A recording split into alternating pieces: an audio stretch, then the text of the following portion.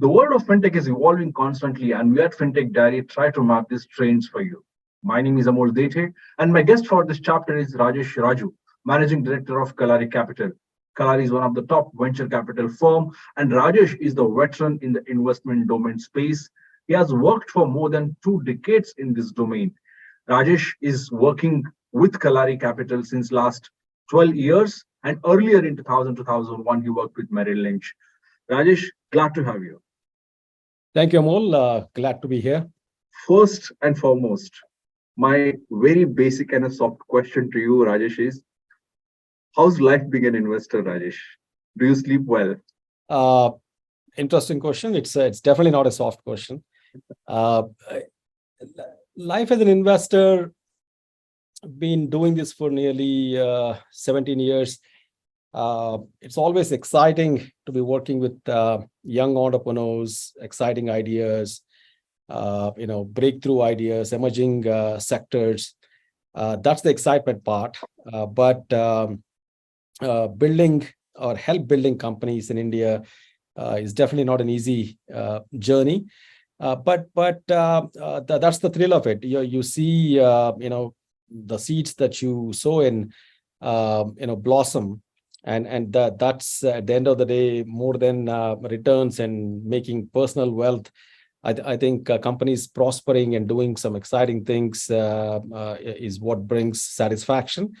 But the difficult part of this, the sleepless nights you're talking about, is the death rate in our industry tends to be high, and that's the high risk, high return business model that we work in. But you would think it gets easier as time goes by, having witnessed many companies that vanish, die in our industry. But it's always difficult to see them go through the pain. And entrepreneurs, I think they are going through the pain, which I totally can relate to and understand. But we also go through similar pain, seeing companies not doing well, and eventually some of the companies have to be shut down or sold. We go through a lot of sleepless nights, and when you invest in young companies like we do, and go through the journey for years, anywhere from 4 to 10 years or longer sometimes, you definitely develop an attachment to the people, to the company, to the products. And it's very, very difficult to see those things end, those relationships end, and that's the tough part of this job. It's the portfolio companies we have. No different from children, right? And seeing them suffer always brings a lot of pain. But that pain is balanced with all the excitement that's part of our industry, and always seeing fresh ideas and bright people, and the energy that this industry brings, makes up for all those bad days. Thanks for being very open, Rajesh. I want you to be very open so that the people at large could take benefit from the knowledge that you have. So I agree with you. I absolutely copy you. When you nurture something, you invest your money, energy, and when it fails, I'm sure it fails, it saddens you and everything. But on the same part, because the current situation is not very dynamic, we all are aware about it. So I want you to tell us, how is the current situation right now according to you? And two points or two words that I would like to tell you. I think I had an opportunity to speak to you almost 2.5 months back, or almost a quarter back, and you said opportunities are huge in the Indian fintech space or overall startup space, but there is a global chaos. So considering these 2 points, Rajesh, are we out of that chaos, or the chaos has grappled the fintech and the startup space more? Are we out of the situation? Has situation improved, or are we heading towards our own grave? How do you see the current situation, Rajesh? Globally, the situation is tough, and the regulators, especially all the central banks, are trying to tame inflation, which is not an easy thing to handle. There were some signs a couple of months back that they can bring this under control, but it doesn't seem to be the case. So the high interest rate environment is something that we need to get used to. The question is how different asset classes behave in high interest rate environment is the issue, and capital becomes tight, and this is all expected. I mean, this has played out many times. It's not that we are facing this for the first time. But the Western countries have not faced the high inflationary environment for many decades, so they're quite worried and chaotic there. But coming to India, I think we know how to handle inflation, high interest rate environment, all these things are something that we used to. I think India is faring much better, right? That's the bright spot in this whole chaos that you're referring to. But the issue is most of the capital, especially the sectors that we play in and fintech that you're referring to, most of the capital comes from abroad, right? And when capital is tight and they don't know where to invest, how much to invest, how much to commit, the inflow of capital into India has tightened, and that I don't see changing anytime soon. It could be 12 months, it could be 24 months. We need to face that reality. But having said that, my optimism about India is first of all, we know how to operate in a high inflationary and high interest rate environment. Second, geopolitically, we are very well placed with the way the West is looking at Asia, and especially China falling out of favor. Whatever the capital that's going to flow out of the West, India has a great chance of landing that capital. That's the good part of what's going on today. I think it's for us to take that as an opportunity, as a challenge, that we can take good care of that capital that's going to flow into India, and we're going to fare much better than any other emerging economy out there. In fact, even relative to most of the developed countries, we're going to fare much better. So I think it's an opportunity more than a situation that we should be worried about. We should all look at it as this is the time for India to shine. We are very well placed geopolitically. We are very well placed in terms of the depth of the market. India was, for many years, all of us toiled in a very shallow market. I think the markets have deepened. I think we can create large companies now. The digital population has exploded over the last 5-10 years. So we can reach every Indian today, right? So whatever the product or service that our companies build, the ease of accessing a consumer has become quite easy and getting cheaper by the day. So I think it's a great opportunity where we should all be lining up to do some exciting things. I think India is what everybody is looking towards, providing that growth impetus the world needs, right? And most of the economies have slowed down. India is the only one which is large enough, which can still grow that 6-7.8% to truly move the world GDP, right? So China people are doubting whether they can do it. So I think the only large economy that can grow or has the ability to grow is India. So it's a great time for us as a country. Sure, absolutely copy you, Rajesh, on that growth part and how we blessed geopolitically. In fact, there are various reports, and whether it's global firms or the World Banks, everybody is betting really high and showcasing the highest growth for India, no doubt about it. But when I look at specifically the funding side, which we're discussing, and the fintech side, if I ask you very specifically, Rajesh, is the free funding party over? Is the party over? Has the music stopped playing, or even after the music has stopped, the party is going on? How do you see the current situation? What I mean by this, Rajesh, specifically, is this: that most of the fintechs or startups raised funds before even developing the product because the funds were available. There was a free flowing tap.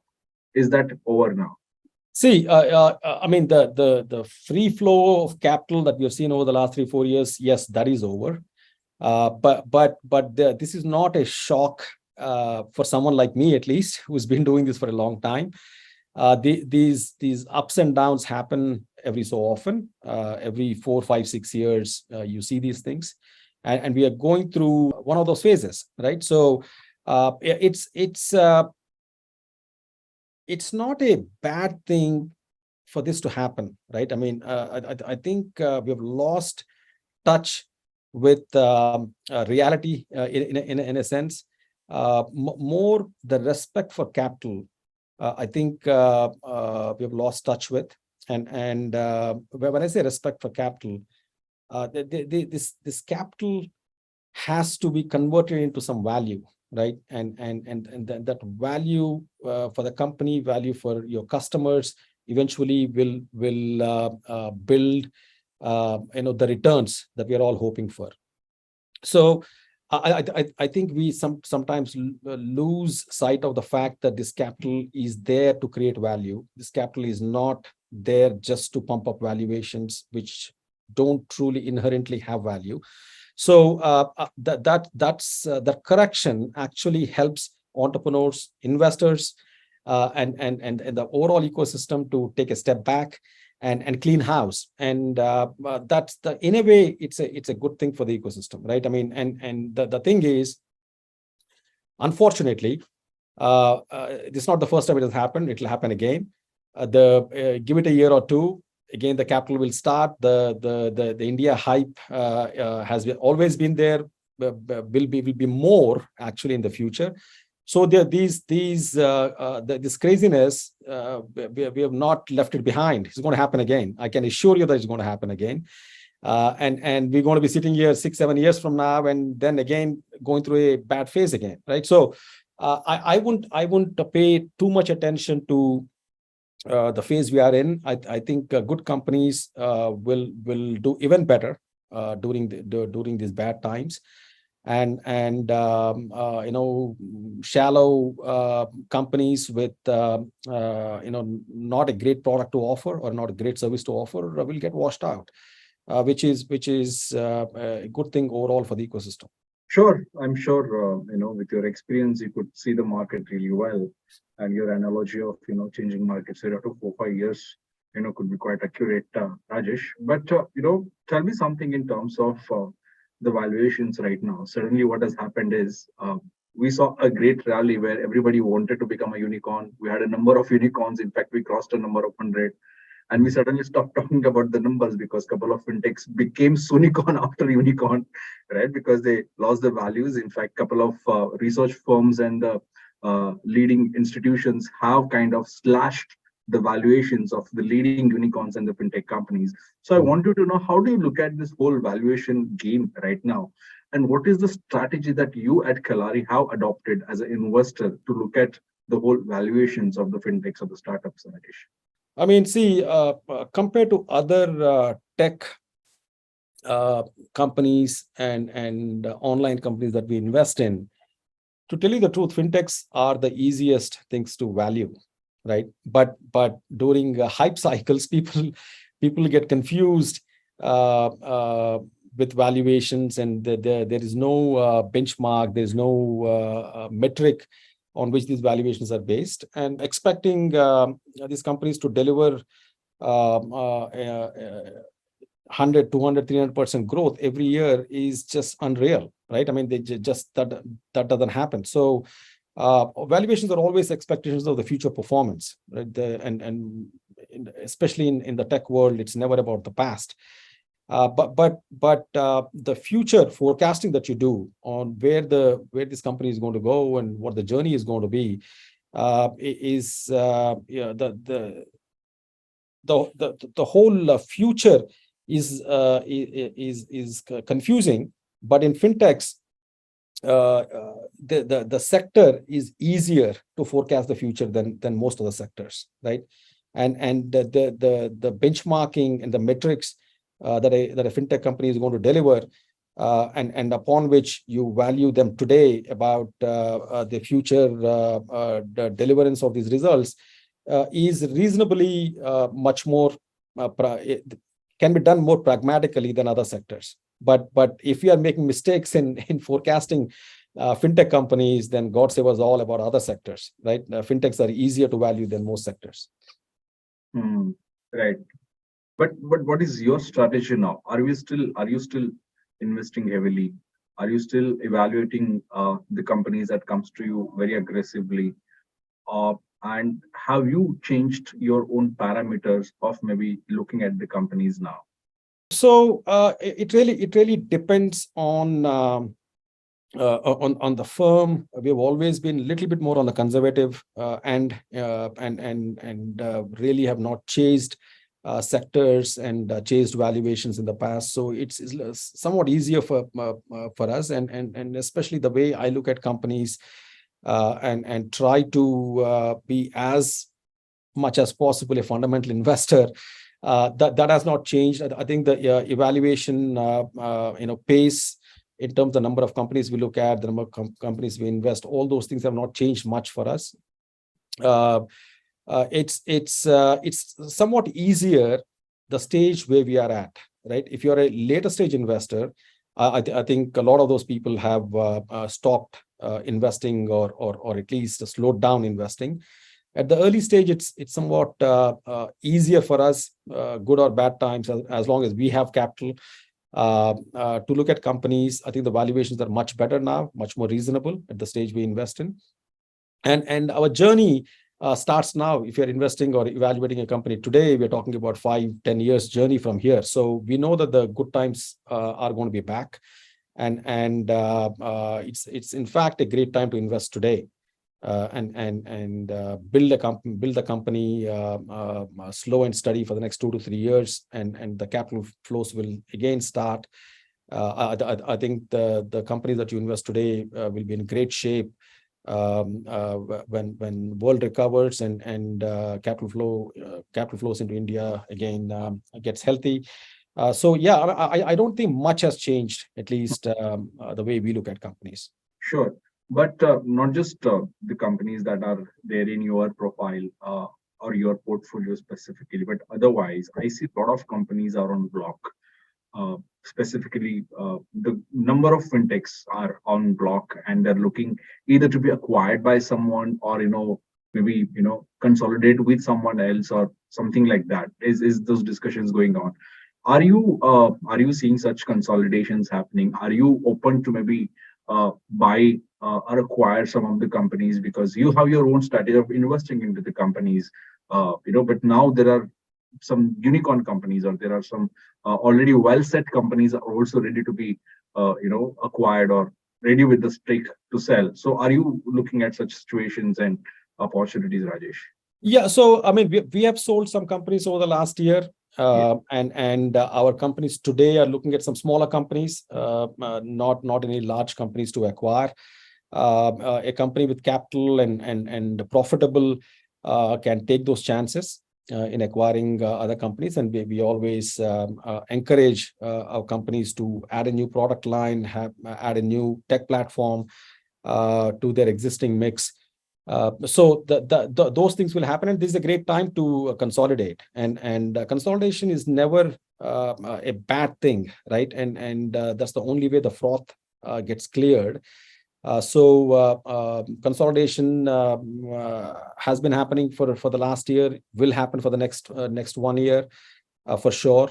And some of these companies, the valuations don't matter at this point, right? I mean, they have to save the company, they have to save the employees, their jobs, and pay back whatever little they can generate to investors, right? So it's a unfortunate, but consolidation over the next 12 months is going to only increase in pace, and until this whole froth gets cleaned up.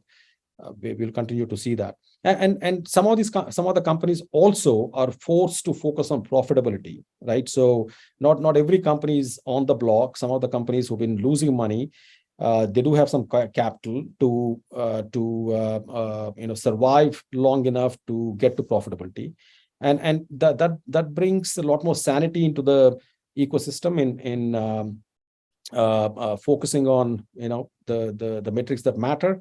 And profitability obviously is the most important metric for any company at any stage. So it's a good thing. Consolidation, or the force to consolidate or force to rethink about profitability and unit economics is a phase we go through every 4 or 5 years, and we are in one of those phases. Right. So actually companies will come out. Most companies will come out okay one way or the other. But do you think the situation will continue for another 12 months currently? That's my expectation. It could be longer, but until the global inflationary environment kind of calms down, which is not showing any immediate signs of coming down. Unfortunately, I expecting at least 12 months of this chaos to exist. Sure. So one more point here, Rajesh, is specifically on the capital front. The number of family offices have gone up significantly in the last couple of years. Number of funds have gone up significantly. But again, the focus area of all these funds or the family offices was fetching or obtaining the funds from foreign institutional investors or specifically from the foreign land. But considering the interest rates are going up, inflation is still not coming down to the level which everyone was comfortable with. And we think that the situation will remain like this. Apart from a typical funding winter, do you think funding winter specifically for fintechs and startups? What I also want you to tell us, Rajesh, is will it be also tough for funds and the family offices to raise funds at the cost which is perhaps comfortable to make profits or something like that? Because the cost of funds have also gone up and the funds are also limited. So how do you see this dynamics, Rajesh? Yeah, so you're absolutely right. It's not just the entrepreneurs who are struggling out there, and I consider myself an entrepreneur. Running a venture firm is no different from running any other business. We're going to find it difficult to raise funds, just like entrepreneurs are finding it difficult. So the ripple effect is going to extend many layers, right? So yeah, we are not expecting our investors to open up their checkbooks anytime soon. They're also hesitating. So yeah, the capital flow slowing down. When I say that, the layers of institutions through which capital comes to an entrepreneur, right? We are only one layer. There are multiple layers even above us.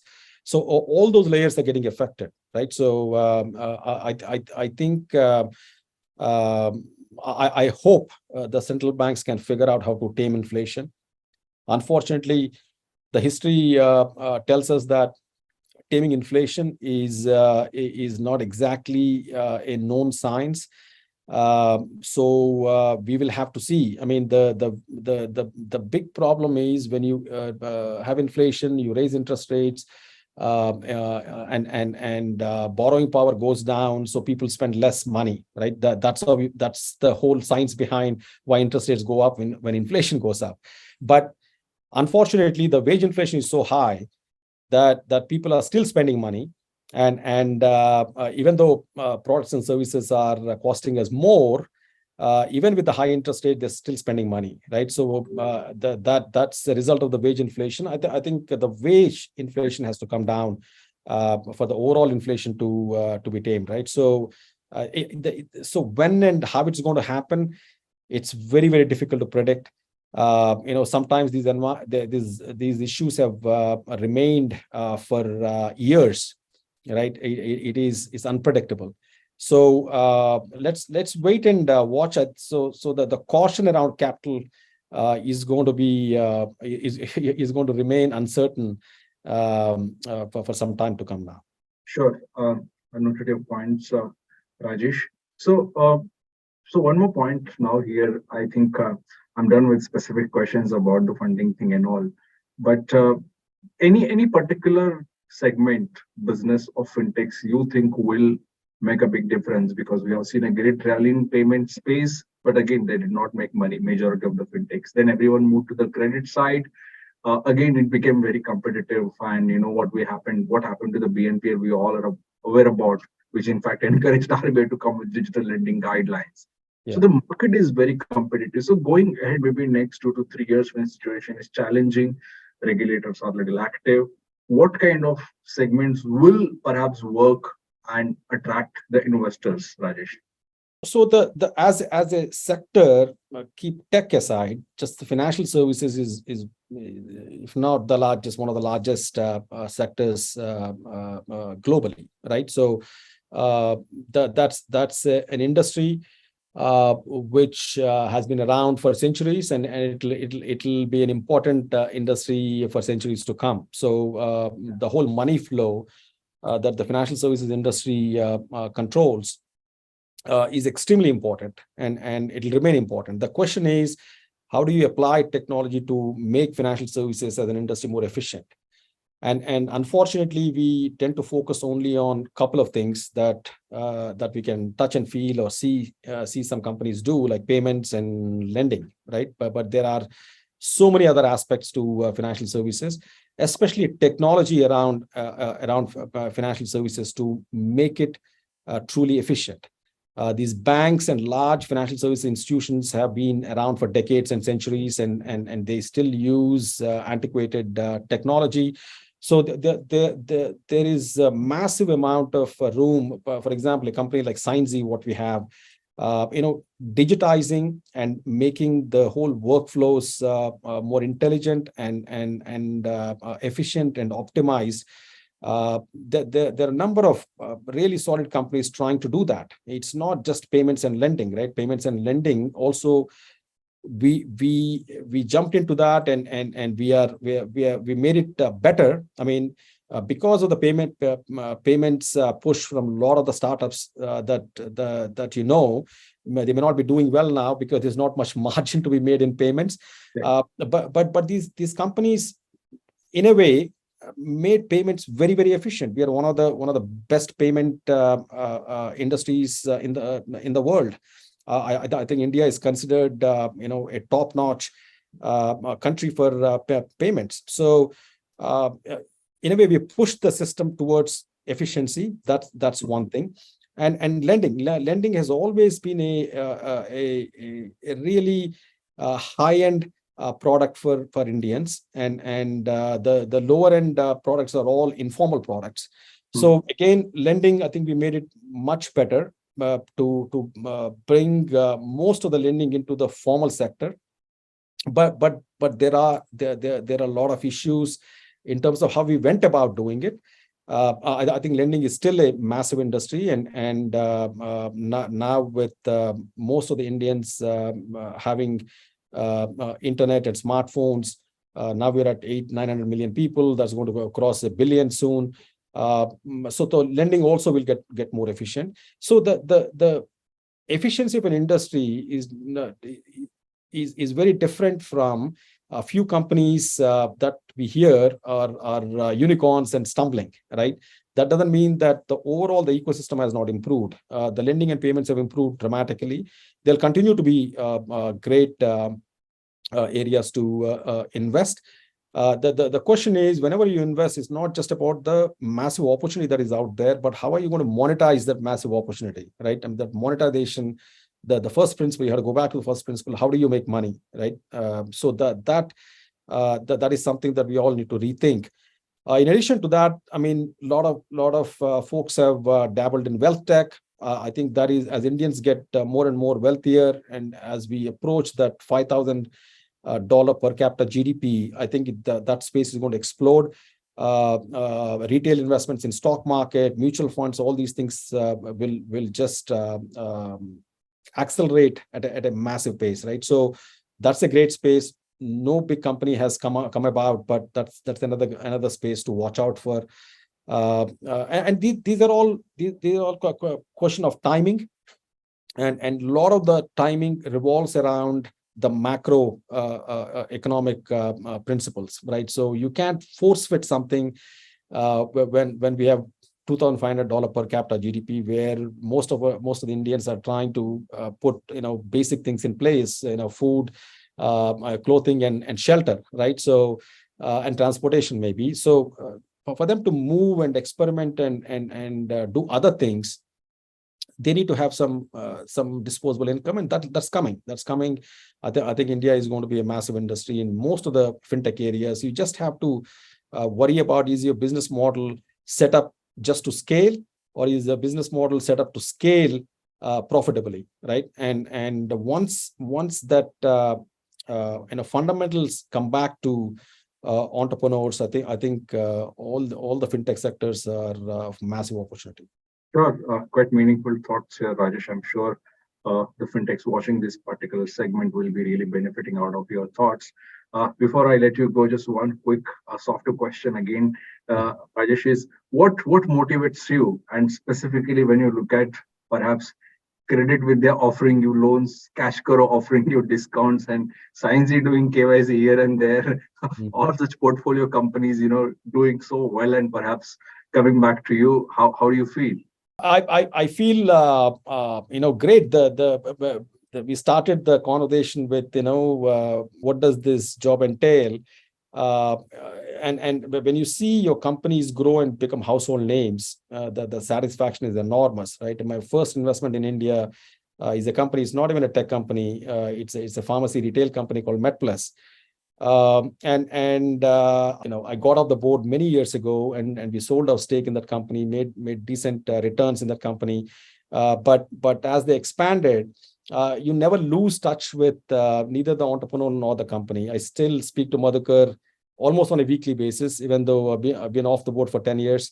When I see a MedPlus store, it brings enormous pride because I've been involved in choosing the brand MedPlus, to the colors on the logo, to shop design, to the whole business model, right? So it brings great amount of pride. And when they went for a listing a couple of years ago, year and a half ago, I was very, very excited to see your company, all the companies you mentioned, Cashkaro. These are more customer-facing companies, so I'm sure most of the people would have heard about. But edtech companies like Simply.Learn, Elastic Run, which is a massive supply chain company, when they're touching a lot of lives and improving both businesses and consumers, you take away a great amount of satisfaction. Sure, Rajesh. I'm sure. Thank you so much, Rajesh, for your time and the knowledge that you shared with us and being at FinTech Diary. It was a pleasure talking to you. Thank you so much, Rajesh. Amol, pleasure always speaking with you, and hopefully my thoughts are useful to folks out there. But thank you. Thanks for the opportunity. Great spending the afternoon with you. Sure. Thank you. Thank you, ladies and gentlemen, for watching FinTech Diary on etbfsi.com. Thank you.